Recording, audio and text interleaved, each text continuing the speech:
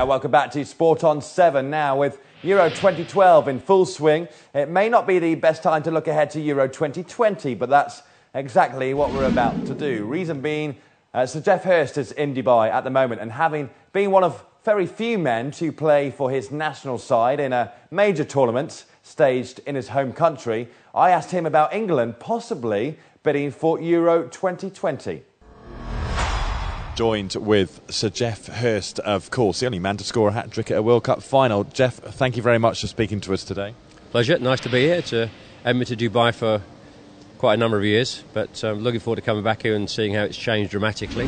Now, Euro 2012, of course, many are saying it's a fantastic tournament so far. The quality is certainly a lot better than, let's say, South Africa. Maybe the altitude had a problem with things in South Africa, but the tournament so far has really been a great success. It has. I think what we do see from Europeans and World Cups, the first game is normally quite tentative. It's a game you don't want to get beaten as a team because you could be out before you start. But it's been a noticeable change this particular tournament where the opening games have been quite good and quite exciting and a few goals. So that's been encouraging. And the general quality, well, the European Championships, I mean, you're looking at, apart from, say, Argentina and Brazil, you're looking at still the best teams in the world, Germany, Holland, Spain and so on, who are all great nations. So it's always going to be a good tournament, and it's developing so. And it's great for the game if the tournament itself is good. It's about winning it individually, but when it's a major tournament, you want to see good football, you want to see some exciting goals, and we're seeing that, and some good games. Sir Geoff Hurst is the only man to score a hat-trick in a World Cup final. He did it for England in 1966.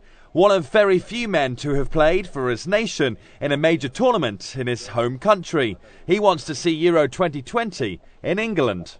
I mean, I firmly believe with our country we should host everything that happens in whether it's art, history, football, Olympics, whatever. I firmly believe we should have all the major things in our nation. And hosting a football tournament in 2020, and nobody can argue better than me to be involved in a tournament in your country and being successful in it is something that will stay with you forever. In Euro 96, they were a fantastic tournament, and there as a spectator, the atmosphere was absolutely brilliant.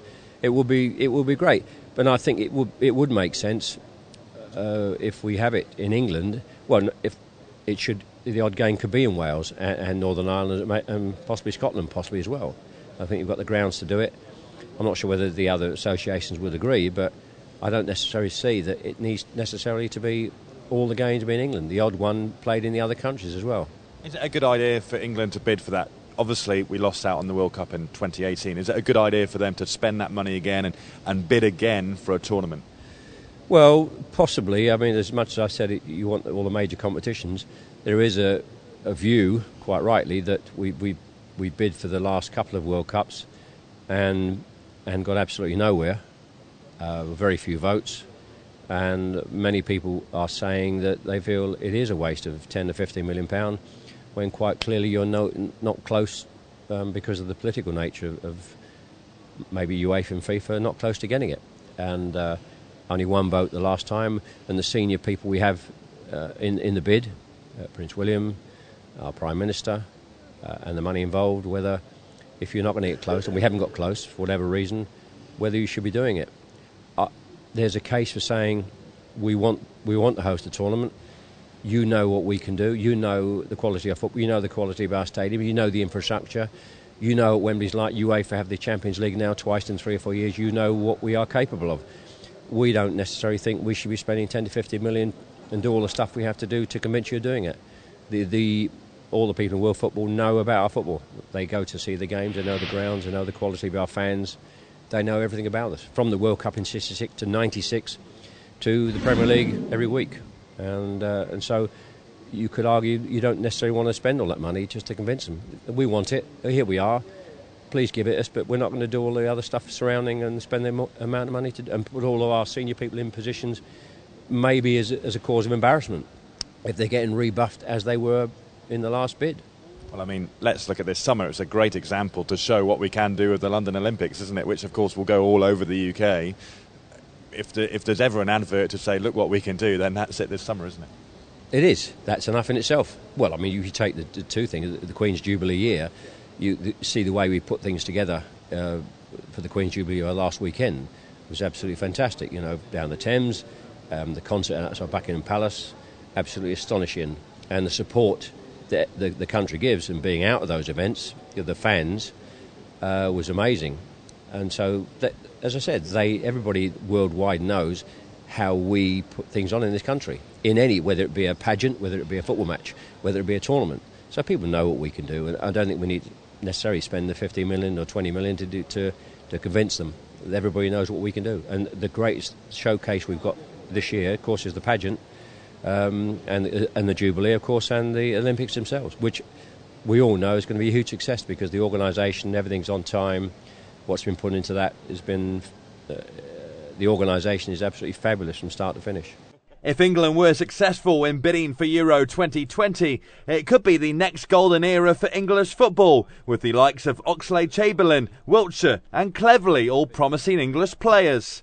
Sir Geoff thinks that football goes in cycles, and in 8 years' time, England could be a real force. Yes, if we continue to develop young players, like you just mentioned, and others, I think the disappointment, probably going back not too far, 3 or 4 years, there was a concern I had. We weren't developing enough young players for the national side. And now we are seeing a change, not only the players you mentioned, but Danny Welbeck up front, Phil Jones in the middle of the park, and one or two others. You think that and they continue to develop, we continue to develop, and it'll be a great time for us. And we have lacked in that, but now I think, and football does go in cycles. We've seen it with Spain and Barcelona.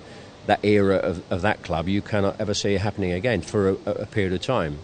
It's producing young players, sometimes as much you attempt to do it at club level, international level, does go in cycles. The Man United, the 1991 group, the Beckhams and Giggs and so on, as much as that Sir Alex is fantastic to do that, they haven't quite produced as many in that era again. And there's an element of luck as opposed to trying to do it on a regular basis. It seems to be coming around, and very encouraging. These young lads and others hopefully will be around to... it's about timing. It's about if you're having the hosting the thing in your country, and I was lucky that when we hosted it in our country, I was at my peak. I was at 2 or 3 years of my career where I was developed and at my peak. Another year or two either side, or 4 or 5 years either side, then I wouldn't have been ready to play for England in the country. So the timing is a great importance. Timing is indeed a great importance, and for England fans, they'll hope that cycle will turn in their favour in the years to come.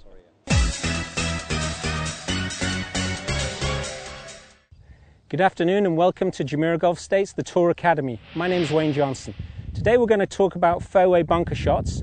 Here we are on the Earth course, the 16th hole, one of the finishing holes for the DP World Tour Championship, one of the holes where we really want to play well to finish the course off in style. Fairway bunker shots, we want to always make sure that we're taking at least one club more than normal for the required distance. So if I was normally a 6-iron away from the green, I'm taking one club more, a 5-iron, to really maintain a smooth tempo during my swing. I aim the club face down the target line, make sure to hover the club above the sand, build the stance around the club face. I'm positioning the ball very much towards the centre of my stance to really encourage a slightly earlier contact of the ball, followed by sand. From this position, I'm going to settle the feet into the sand to get a nice stable base. And now I'm just going to lift my chin a little bit to maintain a strong spine angle, making a smooth swing toward the ball.